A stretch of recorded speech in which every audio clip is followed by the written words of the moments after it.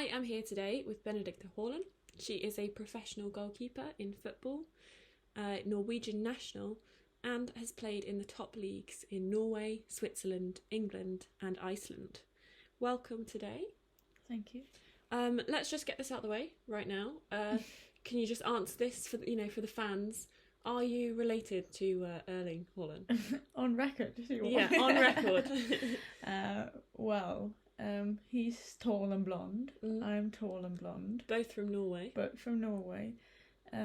But sadly, no, we're not related. I'm sure he's quite upset by that. With that, but I mean. Well, okay, there we have it, guys.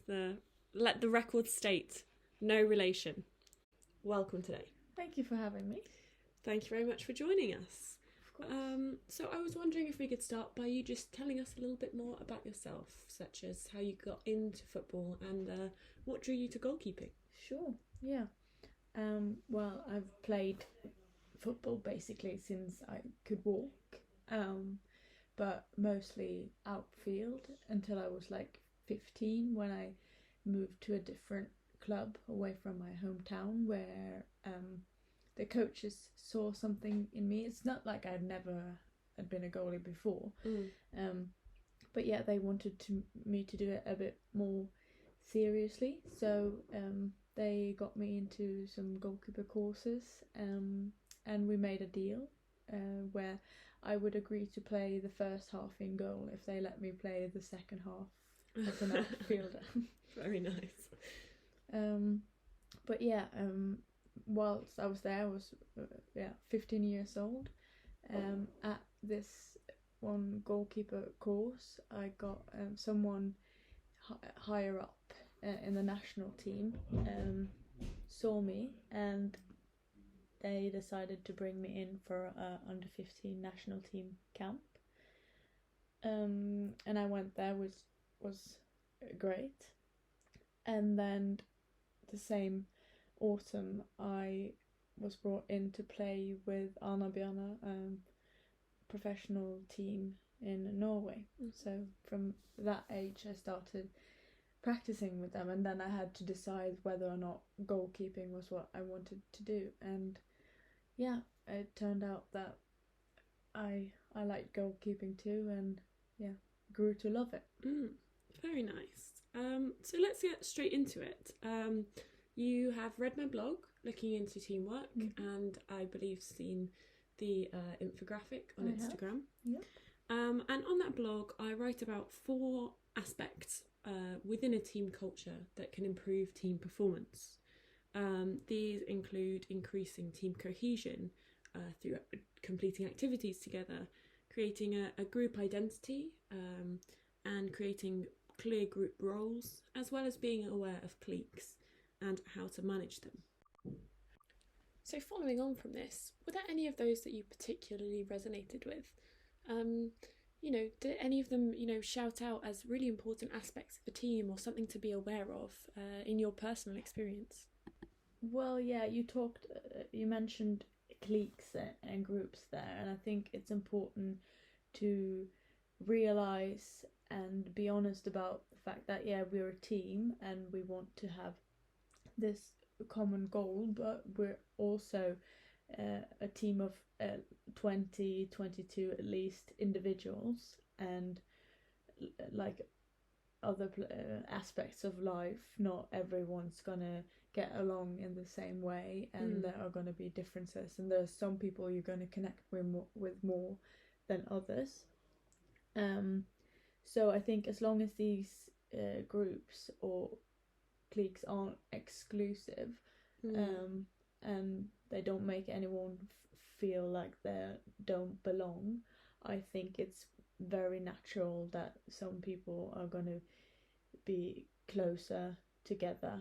And yeah, it just need to be an open conversation about it, or at least an understanding that we or the club or the players don't try to force people into spending. Obviously we're going to spend a lot of time together and people need to get along, but not everyone needs to be best mates, and we don't need to try to force relationships that are closer than necessary, if that makes sense. Yeah, definitely. And I think that really hits the nail on the head of the kind of point of that section of the blog, talking about how sometimes cliques, or as you said, groups, can be very useful because they're a way of teammates supporting one another and feeling part of something. And as long as you said, they're not exclusive, they're not excluding anyone, then, they serve a purpose and they can benefit the team. And I think, we touch on in the blog about sort of helping build relationships, and I think naturally people will form these groups about who they have similar interests with and things like that. Have you got any examples of activities or kind of trips you went on as a team that maybe helped you form these kind of natural friendship or work colleague bubbles? Yeah, definitely. Most of the teams I've played for have had done such activities, and also I would just want to say that it's obviously great if you can find a team or play for a team where you're playing with your best friends. I don't think much else feels better than that. So obviously these groups can be a great thing for people as well.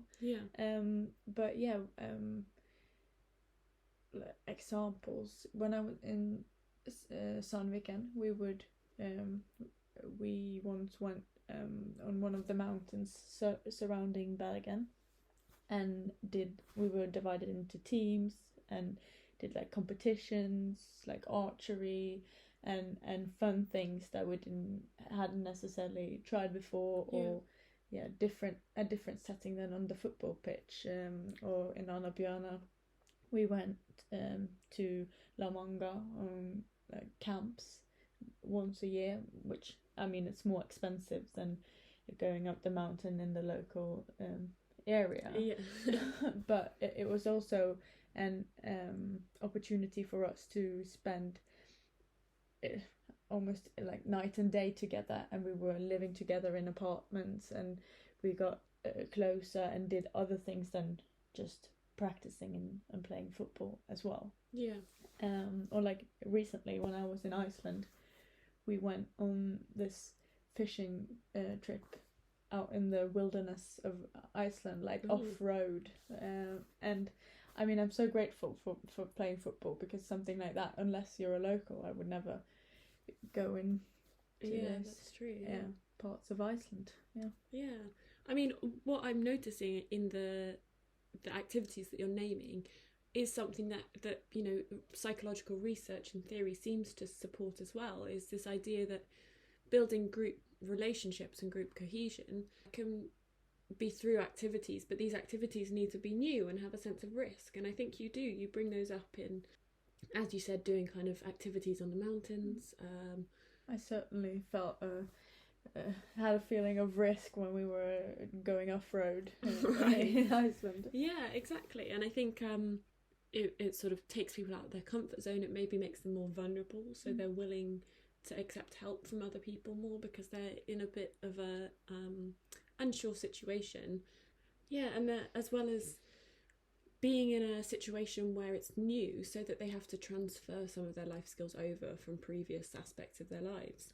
And I think that can really help improve self-confidence or feelings of accomplishment, because you're transferring those skills and you're feeling like, okay, I'm not just a football player.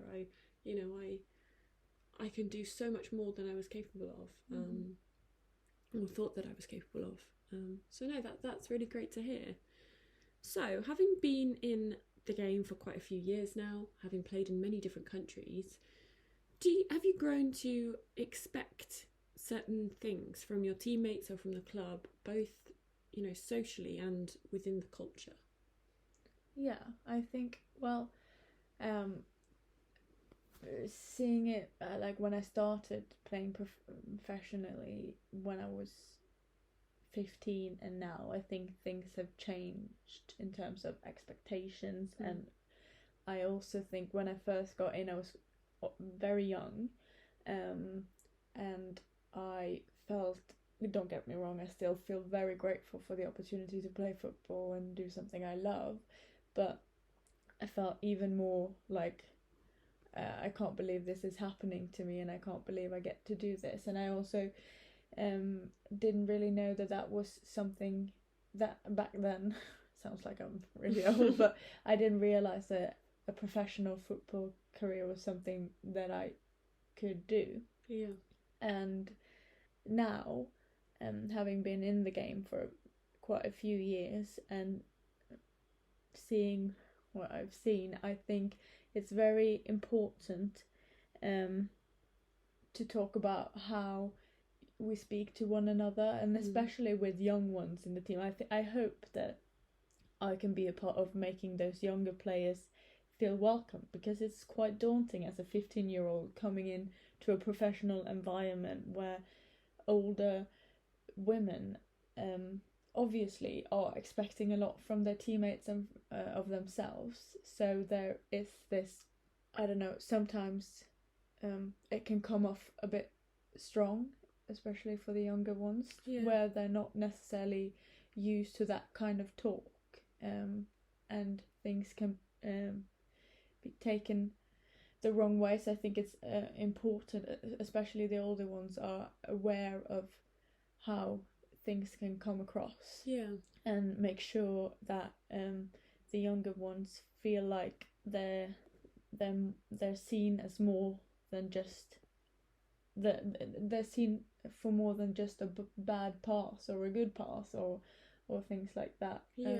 So a 15-year-old and a say 25-year-old doesn't necessarily have that much in common. So I think it's important to find and make sure that the players do things together other than just on the pitch, so that they can see each other as more a complete person, if that makes sense. Because I think it's easier to kind of let it go, whatever happens on the pitch. If I know you personally off the pitch, I can be like, okay, she made a bad pass, but I'm not going to be mad at her or like hold that against her when we walk off this pitch, because I know she's great. And you get one.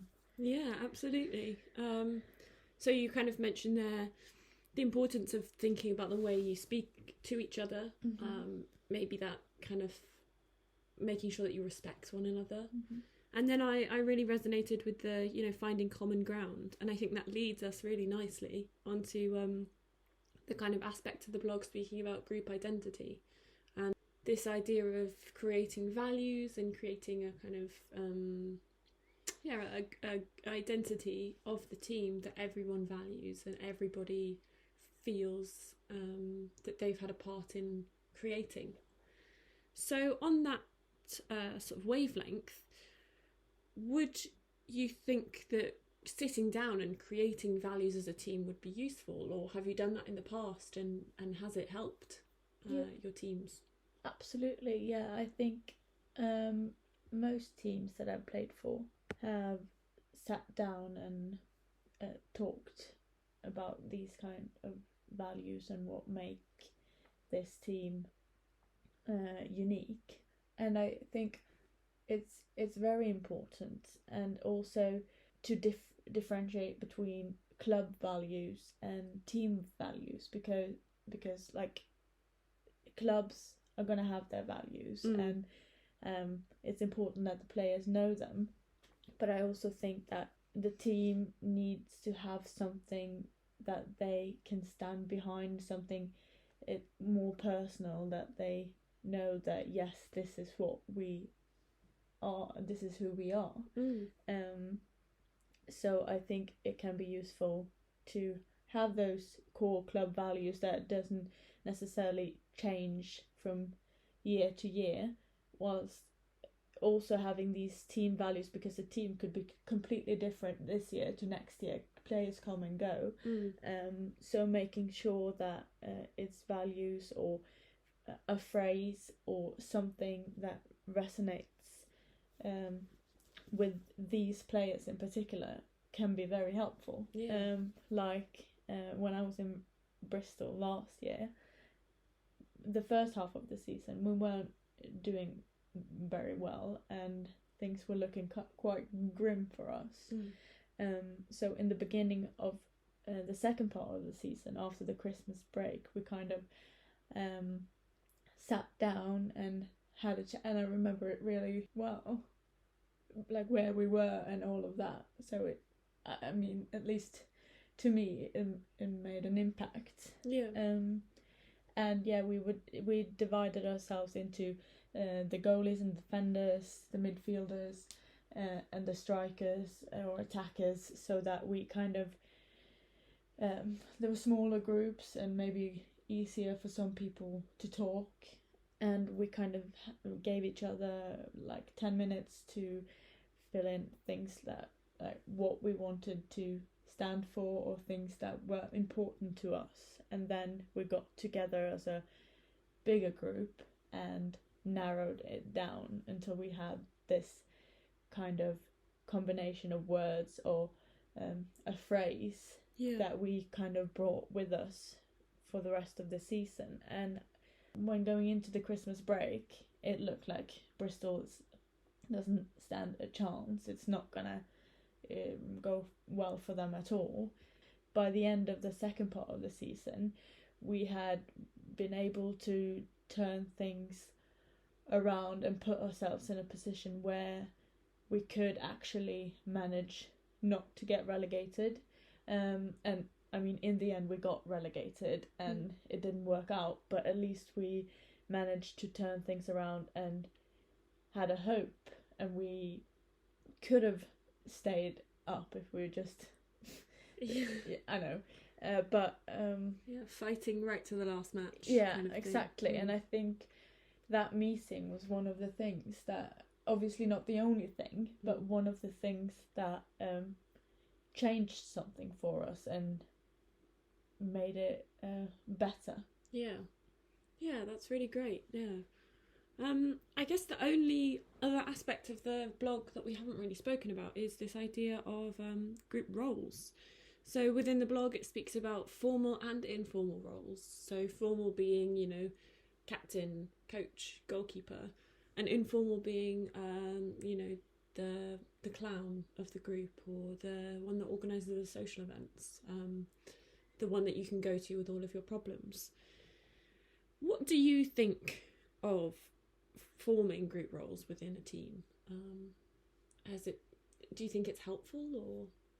I think having a role or something, at least sometimes it can come quite natural, and it's nice to have a role or feel needed in a different way than through the football bit. But I also think we need to be careful when giving or taking these roles, because a person is so much more than just a role that they take on. So that for example, you mentioned the clown or the funny one. I think it's important that players realise that yes, this person is always smiling or telling jokes, but that doesn't mean that everything is fine all the time, or that they don't have the same anxieties or feelings that you might feel. So I think yes, roles can be good, because if I don't feel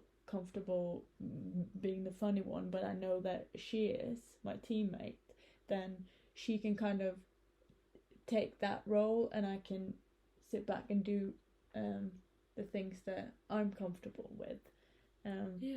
But yeah, keeping in mind that she might be the funny one, but she's also more than that. Yeah, of course. Yeah, so it sounds like you're saying that, you know, maybe these roles come more naturally, especially the informal ones, where you get to know people and you understand she's funny, she likes to fill the silences, or she's always cracking a joke trying to cheer us up. And yeah, maybe this is sort of pointing towards saying, well, team roles might be better created by the players. This isn't something that maybe coaches or management should be interfering with, especially not the informal roles. I feel like it would be a bit odd if the coach came in and were like, okay, so and so are going to be the funny ones. Yes, yeah. And maybe I think, with team cohesion, creating these activities together, or group identity, those are definitely ones where you do need a coach or something perhaps involved, or being the one organising it. Whereas, maybe group roles are more personal to the players and definitely shouldn't be forced. And as you said, perhaps the informal roles come more naturally and you don't really need to think about them too much. Well, this has been really great, and thank you, Tusen takk for joining me today. If you haven't already and you would like to read the blog, I will leave a link below, as well as social media for both myself and Benedicte. I hope you all had a very happy holiday season, and let's bring on 2022. Thank you so much for having me. Thank you very much.